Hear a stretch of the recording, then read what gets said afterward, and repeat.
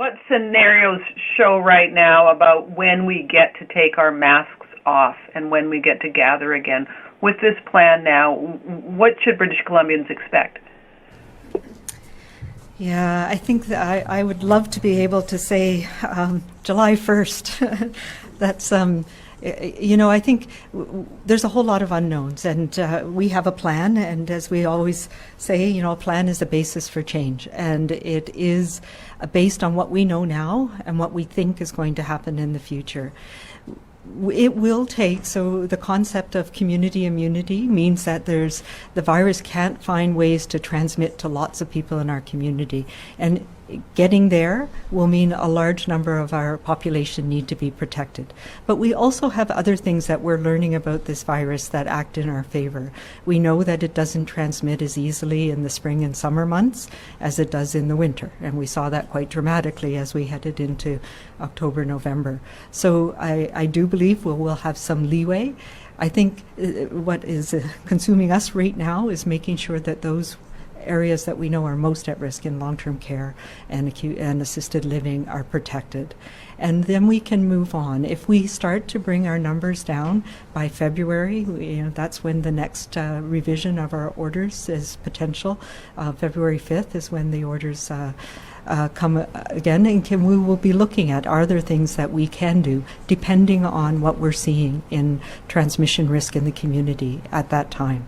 So we need to really focus on reducing the transmission risk in our community as low as possible, because that's what drives outbreaks in long-term care. That's what drives exposure events in schools. That's what drives the risk in our social gatherings.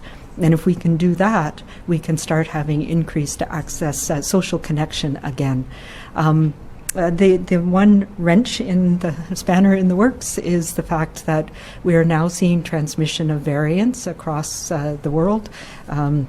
Some of these make the virus more transmissible to others. So the UK variant in particular, we've seen a number of cases here, all of them travel related. We've seen a couple of cases of the South African variant, which are not yet not associated with travel that we can tell. So those are concerning. If we start to see rapid increase again, there's that potential for that with these variants. So this is just a way of saying we all have to be really careful right now to reduce the risk of transmission, to stop those chains of transmission. But I am hopeful that once we start getting the most at-risk people immunized, we start having enough people in the population so that it makes it more challenging for the virus to transmit between people, and we know it doesn't transmit as easily in the spring and summer, that by the summer we should be able to have some types of our normal lives back again, but the full back to what we would like to have in terms of social interactions and being together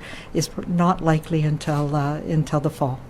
Just wondering, you have talked about, lifting the restrictions is down the road in the fall, but what about the possibility of maybe from the island going over to somewhere like the Okanagan, going camping? Right now, the suggestion is no non-essential travel, but what are the odds that maybe in July or August a family could head over there and maybe meet up with friends as long as they're still being responsible? Yeah, I want that as much as everybody. I think we can look to last summer to have a better understanding of risk going down in the summer, and more of our more vulnerable elders, seniors being protected through vaccination. So I absolutely think there's opportunities for us to travel within BC this summer. I think it's not realistic to think there's going to be a lot of safe international travel by this summer. That is something that's going to take quite a bit longer to achieve, just because of the situation around the world. But I do believe we'll be able to get together in smaller groups responsibly, not having the big parties that we saw last summer that we were associated with some of the large spreading events in parts of our communities, but to be responsible, to continue to use our layers of protection, but to have increased social interactions and to be able to go to these important places around BC for sure.